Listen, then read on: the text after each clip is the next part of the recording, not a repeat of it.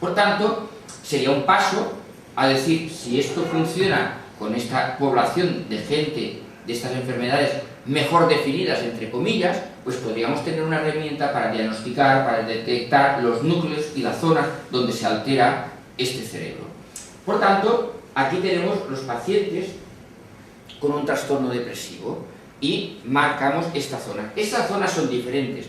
Voy a pasar otra. Estos con trastornos de tipo más esquizofrénico, ven las zonas estas, también alteradas, se ven estas zonas así, pero luego voy a pasar otro. Estos de trastornos obsesivo-compulsivos también tienen las zonas. Y entonces aquí he hecho una comparación. Esto es lo que me gustaría que de alguna forma pues tuvieran un flash. Es como aquello que dicen, mira, una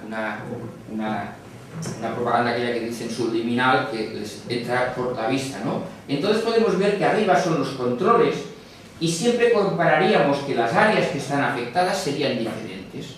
Esto es lo que nos ayuda en medicina, buscar los sujetos normales con sujetos o con personas que tienen alteraciones. Aquí faltaría este estudio, supongo que a posteriori, porque esto es una técnica muy reciente, en el sentido de que es novedosa, y lo están experimentando primero con este tipo de grupos de pacientes, pero hablan, ya digo, en el trabajo de gente que están en vías de hacer estudios y supongo que saldrán publicaciones con gente que tenga alumnos.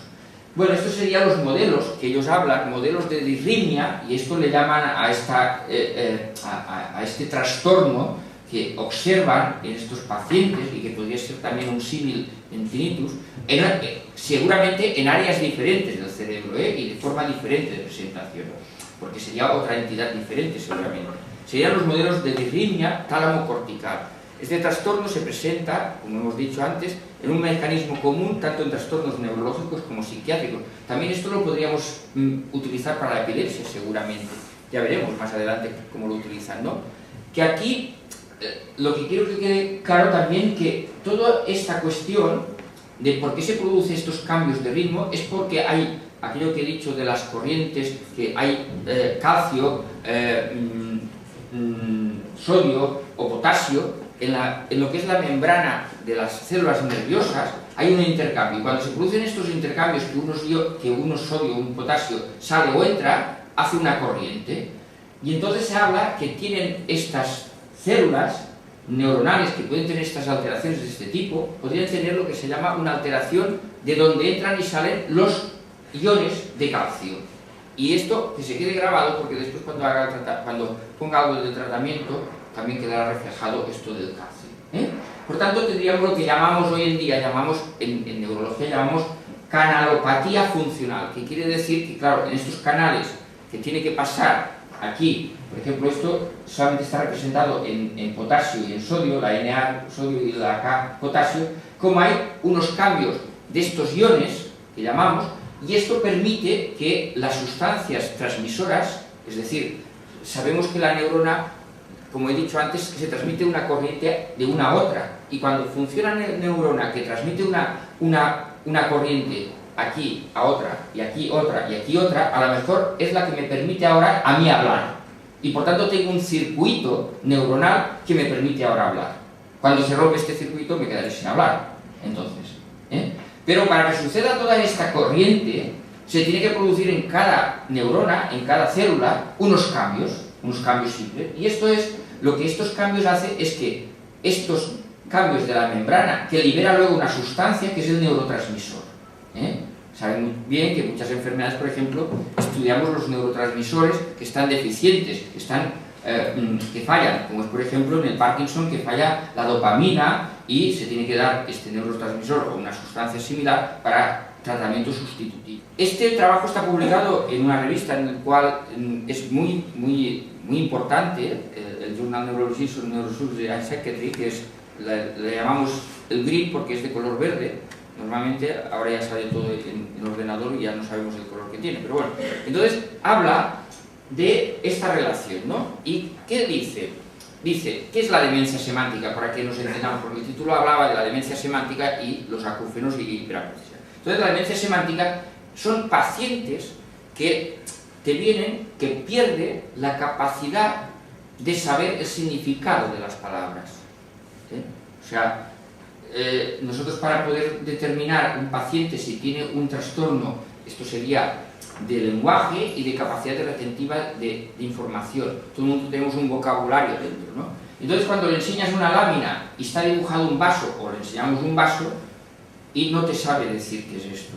Te puede decir que es una botella o no le sabe, le cuesta mucho. Por tanto, la comunicación, todos hemos aprendido que eso se llama vaso y por tanto utilizaremos la palabra vaso. Pero su capacidad de valor, de significado, no lo sabe. Empieza a decir, sí, esto, y no le sabe, entonces es muy difícil comunicarse con estas personas, ¿no? Esto es una entidad, o sea, es una enfermedad que se altera partes del sistema nervioso de forma degenerativa, pero han visto, como ellos dicen, que la alteración de la percepción auditiva y emocional parece ser importante en la demencia semántica. Es decir, que ellos ven que en sujetos, que luego veremos un grupito de sujetos, de personas, cuando digo sujetos, personas, son que tienen demencia semántica, y tienen acúfenos, un grupo de ellos, y entonces lo estudian.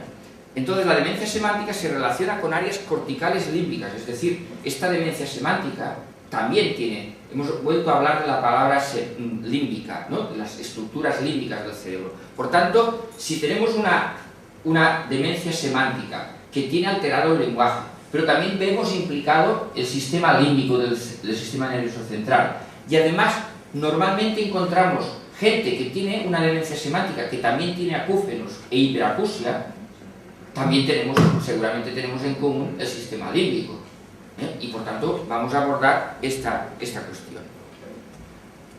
El estudio, como digo, es un estudio retrospectivo, que quiere decir que, claro, analizaron historias de enfermos que ya habían sido diagnosticados tiempo atrás y valoraban lo que se llama la resonancia magnética cerebral volumétrica, es decir, que como tenemos computadores, pues podemos no cortar el cerebro y verlo en un plano, sino podemos medir todo el volumen de aquella zona del cerebro. Lo hacen en 43 pacientes y 14 pacientes, vamos al renglón de abajo para no entretenernos tanto, 14 pacientes, es decir, el 32% de estos pacientes que ellos habían visto en estos años, tenían síntomas auditivos crónicos. Estos son unas imágenes en las cuales ellos, en lo que es el amarillo, sería la interpretación de que serían zonas que a través de esta resonancia volumétrica tendrían alterado el volumen de esta zona. Tendrían alteraciones atróficas o alteraciones desde el punto dinámico de esta zona del cerebro. Entonces ellos concluyen, en la discusión, cuando en el trabajo acaban haciendo la discusión, dicen, gente que tenía acúfenos y demencia semántica, por supuesto, todos en común tenían demencia semántica, y tenían acúfenos. Los que tenían acúfenos tenían una atrofia de una parte del cerebro. Aquí pongo órbito frontal para que nos entendamos y para que un lenguaje más llevadero, ¿no? Sería la parte esta de aquí arriba, de aquí delante, el lóbulo frontal está aquí delante, ¿no? Pues había más atrofia del lóbulo frontal. Y los que tenían hiperacusia, ¿qué tenían? Pues tenían el tálamo, vemos que otra vez sale el tálamo. Hemos hablado del sistema límbico, hemos hablado del tálamo. Otra estructura, que es aquella que decimos que integra una serie de información, que la modula, que la distribuye, etc., ¿no? También tenemos un núcleo que está relacionado con la audición, que también está alterado, que es un núcleo que lo tenemos en el cerebro. Y los que tienen tinnitus y hiperacusia tienen una relativa preservación, es decir, que se conserva parte del lóbulo temporal superior, que en los de demencia semántica de alguna forma la tienen alterada, pero en estos resulta que no la tenían tan alterada. O sea que tenemos modelos de personas que tienen una enfermedad neurológica y, como digo abajo, relacionan la enfermedad neurológica con un síntoma, que en este caso es el acúfeno o la hiperacusia. Esto lo que nos da fuerza para decir que es una enfermedad neurológica o puede tener implicaciones neurológicas, el acúfeno. Aquí